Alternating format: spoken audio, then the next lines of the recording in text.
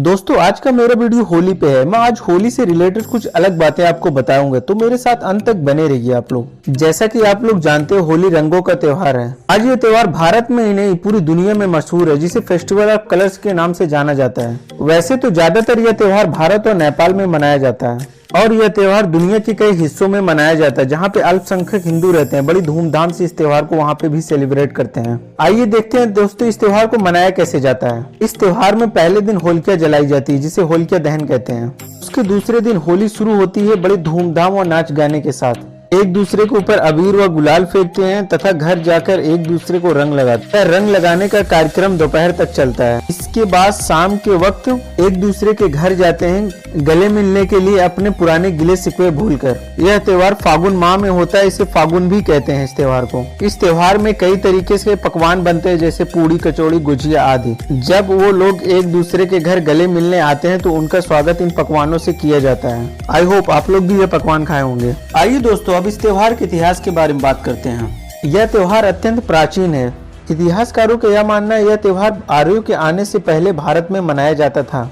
इतिहासकारों का मानना है कि इस पर्व का जिक्र नारद पुराण, भविष्य पुराण जैसे प्राचीन हस्तलिपियों में इसका जिक्र मिलता है। विंध्य क्षेत्र के रामगढ़ स्थान पर मौजूदा अभिलेख में 300 वर्ष ईसा पूर्व इस त्योहार का उल्लेख किया गया है। वैसे इस त्योहार में खुशियां सिर्फ हिंदू ही नहीं मुसलमान भी मनाते हैं। आइए देखते हैं कैसे। फेमस मुस्लिम ट्रेवलर अल-बुरूनी ने हिंदुस्तान के सफर के दौरान इस त्योहार का जिक्र किया है। इस त्योहार को कई मुसलमान बादशाह मनाते थे। उनमें से कुछ ऐतिहासिक तस्वीरें हैं, जैसे अकबर का जोधाबाई के साथ, जहांगीर का नूरजहां के साथ होली खेलने का जिक्र मिलता है। अलवर के एक संग्रहालय में जहांगीर को होली खेलते हुए दिखाया गया है। मुगल बादशाह शाहजहां के शासनकाल में होली खेलने का अंदाज ही बदल गया था। शाहजहां के शासनकाल में इस त्योहार को ईद गुलाबी और अबे पाशी यानी रंगों का बौछार वाला त्योहार कहा जाता है। अबे पाशी एक फारसी अल्फाज है जिसका मतलब होता है रंगों का बौछार। अंतिम मुगल बादशाह बहादुर शाह जफर के बारे में मशहूर है कि उनके मंत्री होली के दिन उनको रंग लगाने उनके पास जाया करते थे।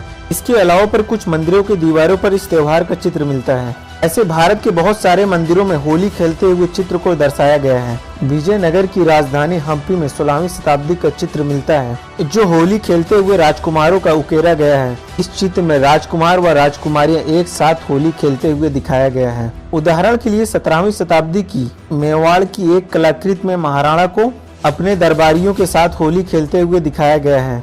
ऐसे ही बूंदी से प्राप्त एक लघु चित्र में राजा को हाथी के दांत के सिंहासन पर बैठाया गया है। महाराज की गले पर महिलाएं गुलाल लगा रही हैं। ऐसे ही होली फेस्टिवल से रिलेटेड अनेक कहानियां जुड़ी हुई है। इन कहानियों में से सबसे मशहूर कहानी है प्रहलाद की। ऐसा माना जाता है हिरण्यकश्यप नाम के प्राचीन काल में एक अत्यंत ताकतवर दानव था। हिरण्यकश्यप ने कठोर तपस्या कर विश्वकर्मा जी से अमर होने का वरदान मांग लिया। वरदान में यह मांगा, न उसकी मौत आसमान में हो, न जमीन में हो, न पाताल में हो, न जंग की मैदान में हो, न किसी इंसानों के हाथ उसकी मौत हो। यह वरदान पाकर हिरण्यकश्यप अहंकार से भर गया। अपने बल के अहंकार पर हिरण्यकश्यप ने स्वयं को ही ईश्वर घोषित कर दिया था और वो अपने राज्य पर ईश्वर की पूजा पर पाबंदी लगा दिया और बोला, मेरी ही पूजा की जाए, क्योंकि मैं ही सबसे ज्यादा बलशाली हूँ। मुझे इस संसार में कोई हरा नहीं सकता है। ऐसे में उसका एक छोटा बेटा था जिसका नाम था प्रहलाद। वह स्वयं ही बहुत बड़ा ईश्वर का भक्त था। ऐसे में प्रहलाद को हिरण्यकश्यप ने बहुत कठोर दंड दिए ईश्वर की पूजा करने पर। ईश्वर की पूजा करना नहीं छोड़ा। ऐसे में हिरण्यकश्यप तंग आकर अपनी बहन होलिका को बोला, इसे आग में जलाकर भस्म कर दो।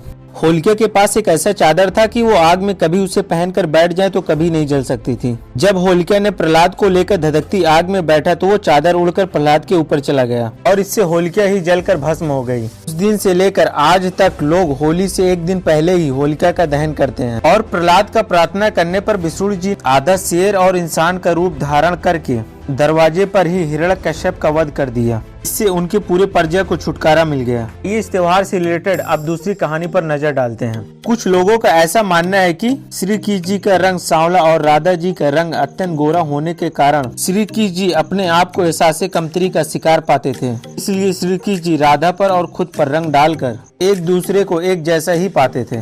होप मेरा ये वीडियो आपको इन्फॉर्मेटिव लगा हो। अगर मेरे चैनल के माध्यम से बताई हुई बातें आपको इन्फॉर्मेटिव लगी हो तो आप मेरे चैनल को सब्सक्राइब करके अपना सपोर्ट दे सकते हैं। जय हिंद, जय भारत दोस्तों।